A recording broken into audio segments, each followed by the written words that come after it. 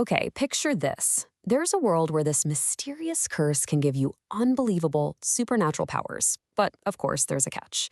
First, you've got to survive a trial that is very, very likely to kill you. And second, even if you make it through, that brand new power might come with a price you never saw coming. So today, we're diving into the story of Sunny, a young man from the slums. For him, getting chosen by this nightmare spell isn't some golden opportunity. No, for him, it's pretty much a death sentence. And this is right where we meet him, on what he's pretty sure is his last day on Earth. He's just spent nearly every cent he has on one single bitter cup of real coffee, a luxury he has never been able to afford. But, when you think you're about to die, the price doesn't really matter anymore. What's so great about this opening is just how out of place he is. Sonny knows it too. He's a slum rat surrounded by these well-dressed, well-fed citizens. Normally, their stares would bother him, but not today. Today, he's got one last stop to make. So with this grim sense of purpose, he tosses his empty cup and walks right into the one place the law says he has to go, the local police station. He walks straight up to this officer who looks completely bored with his job and delivers this bombshell of a confession. And let me tell you, the entire feeling in that room just snaps from lazy and boring to cold, hard tension in a heartbeat. Yeah, the officer's whole attitude just vanishes. He asks Sonny when the symptoms started, and Sonny's answer, a week ago? It literally drains the blood from the guy's face. See, a week is an eternity. It means for 7 whole days, this kid could have dozed off and turned into a monster right in the middle of the city. And that's why the officer just smashes the emergency button and the whole station explodes into chaos. They call it Code Black, which is the highest level of emergency, all because this one skinny kid decided to follow the rules and turn himself in. So what in the world is this nightmare spell? What could possibly make a bunch of hardened cops panic like that? Let's get into it. Well, it started out as this weird sleeping sickness that just swept across the entire globe. People would get tired and fall into this deep, unnatural sleep. But then the people who died in their sleep started to change, their bodies twisting into these horrifying monsters that nearly destroyed the world. This timeline really shows you how bad things got. It was a complete disaster. That is, until some of the infected actually managed to survive their deadly sleep.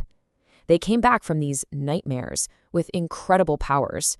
They became known as the Awakened, and they were the only ones strong enough to fight back against the monsters. And this is the most important part, surviving is a privilege. This slide just lays out the brutal truth. If you're rich, you can afford martial arts tutors. You get access to powerful inherited abilities. You can train your whole life for this. For the rich, it's a chance to become a god. But for an orphan like Sonny, who spent his life just trying to find food, it's not a chance. It's a death sentence. Okay, let's jump to the police basement. Sonny is now strapped into this really menacing-looking chair. It's like half hospital bed, half torture device. And this old, weary officer is giving him a super fast, last-minute survival guide. These words are basically his only lifeline. The officer keeps repeating it. Everything you're about to see, the people, all of it, they're illusions meant to test you. He says the spell creates trials, not executions. It's a tiny, tiny sliver of hope to hang on to. And as sleep finally takes him, the officer's voice just fades out, and it's replaced by this cold, robotic voice, talking directly inside his head. Reality is gone. The first nightmare is here. He wakes up to just pure pain. He's not in the basement anymore. He's a slave, chained to other prisoners, being forced to march through a blizzard on some deadly mountain path. His feet are bleeding into the snow. It's awful. But this is where his brutal life actually gives him an edge. Against all odds, he doesn't just survive. He outsmarts the trial. He uses his wits, his desperation. He figures out how to beat his captors, how to survive the cold that kills stronger men. And when he faces this terrifying Mountain King, he uses his brain, not his muscles, to find a weakness and take it down. He beat a trial that was designed to kill him. And just like that, he opens his eyes back in the real world. He's still strapped to that chair, right? But something is completely different. He can feel this incredible, totally new surge of power just flooding through his veins for the first time ever. This wave of cool energy just washes over him. And it's like it's burning away years of being malnourished, all the aches, all the weakness. The frail kid from the slums is gone. What's left is a brand new Awakened. But his big moment is interrupted. The very first person he lays eyes on is this incredibly powerful, high-ranking Awakened, an Ascended. You can tell by the 3 stars on her uniform. Now, an Ascended is someone who has survived multiple nightmares. They are seriously dangerous. And this is where it all goes wrong.